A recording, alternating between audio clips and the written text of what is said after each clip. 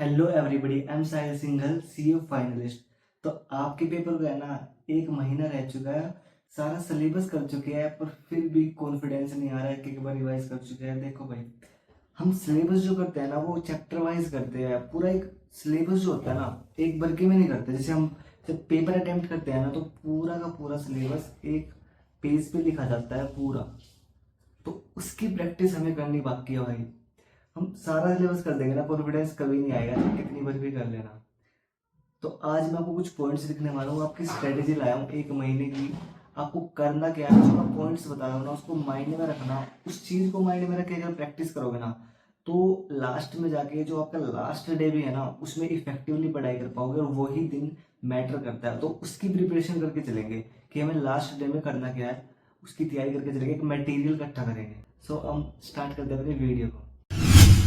Point number one है हमारा कि अब मैं हमेशा बोलता हूँ कि जब भी आप प्रैक्टिस कर रहे हो ना हमारे सिलेबस की, तो जो भी आपको क्वेश्चन इंपॉर्टेंट लगे ना या फिर कोई ट्रिकी लगे उसको मार्क करके चलना। तो सबसे पहला हमारा पॉइंट ही यही है कि जो आपने मार्क क्वेश्चन किए होगे ना उसको प्रैक्टिस करना स्टार्ट कर दो। मान लो आपके एक चैप्टर में 100 क्वेश्चन है, मतलब कितने भी हो, आपने 10 क्वेश्चन उसमें मार्क कर रखे हैं कि भाई ये इंपॉर्टेंट है, तो उस क्वेश्चन को प्रैक्टिस करो, फिर अगले चैप्टर की तरफ बढ़ जाओ। इसी तरीके से पूरा सिलेबस इंपॉर्टेंट क्वेश्चन उसके मार्क करते चलना है।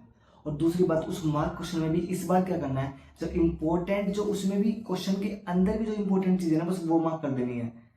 अब उसका भी रेलिवेंट एक कनेक्शन है कि भाई जब हम लास्ट डे पे खड़े होंगे ना तो हमारे पास मटेरियल रहेगा कि हमें प्रैक्टिस क्या करनी है। अब वो पूरा क्वेश्चन नहीं देखना हमें, जो इंपॉर्टेंट ट्रिक की चीज थी ना उसमें, जो एक क्वेश्चन के अंदर भी ट्रिक की चीज थी ना, हमें वो पढ़ना है, उसको दोबारा रिवाइज करना है, ताकि पेपर से पहले अगर वो आ जाए ना पेपर में तो हम उसको रिवाइज कर पाए। तो सबसे पहला पॉइंट है हमारा कि हम इंपॉर्टेंट क्वेश्चन जो हमने मार्क किए हुए हैं प्रैक्टिस करें।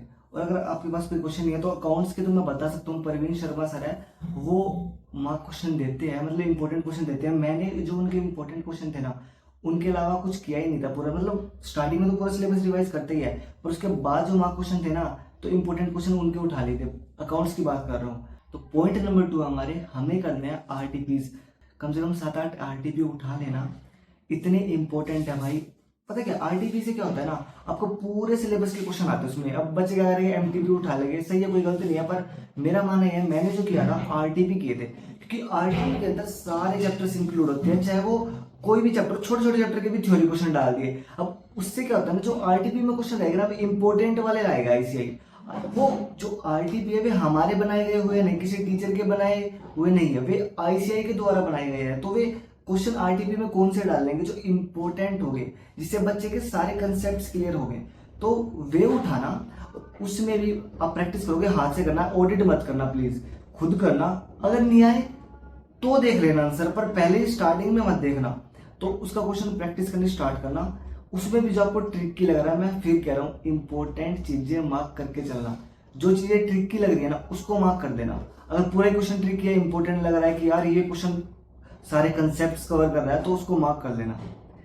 अब 7-8 आरटीपी करना, अच्छे से करना, रिवाइज करना, इंपॉर्टेंट क्वेश्चन मार्क करके चलना, आपका थोड़ा बहुत कॉन्फिडेंस आएगा। और ये देखना कि जो आपने सिलेबस के दौरान जो इंपॉर्टेंट क्वेश्चन पहले किए थे उससे कोई ऐसा क्वेश्चन आया है कि जो मैच कर रहा है कि भाई मैंने इंपॉर्टेंट क्वेश्चन में मार्क किया था और आरटीपी में भी आ गया, तो इसका मतलब वो समझ रहे कि वो सच में इंपॉर्टेंट है।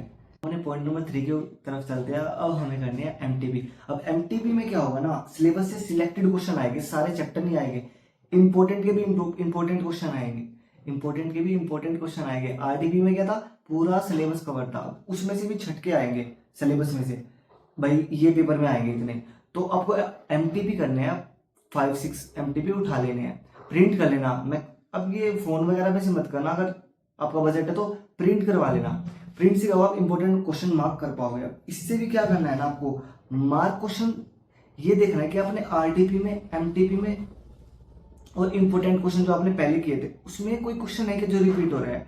वे क्वेश्चंस पता क्या होते हैं, वे आपके पूरे कंसेप्ट क्लियर करके चलते हैं, और रिपीटिंग क्वेश्चन होते हैं जो एग्जाम में आने के चांसेस ज्यादा होते हैं। मेरे साथ हुआ है और आए भी थे एग्जाम में, अकाउंट्स के माए, ऑडिट के माए आते हैं भाई, ये याद रखना माइंड में।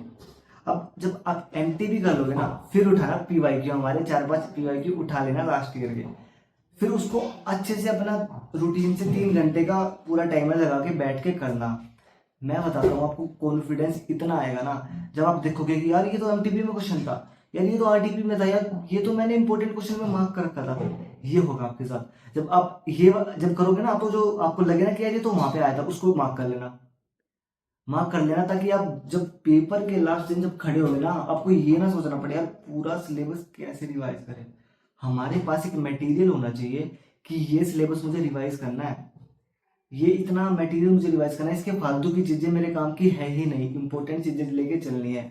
देखो, जो आपने इंपॉर्टेंट करी ही नहीं थी, जो आपके पास पहले से ही ट्रिकी लगी ही नहीं थी, तो वो आप एग्जाम में बेटर परफॉर्म कर लोगे पहले से भी, क्योंकि जो ट्रिकी क्वेश्चन होते हैं ना, वो छोटे छोटे जो बेसिक्स क्वेश्चन होते हैं ना, वो कवर करके चलते हैं पहले से ही। तो आपको मैंने 3-4 पॉइंट बोल दिया है। सबसे पहले आप इंपॉर्टेंट क्वेश्चन उठाना जो आपने खुद के मार्क किए हुए हैं, फिर उठाना आरटीपी में मार्क्स कर लेना, मतलब उसमें भी जो इंपॉर्टेंट क्वेश्चन आपको लगे।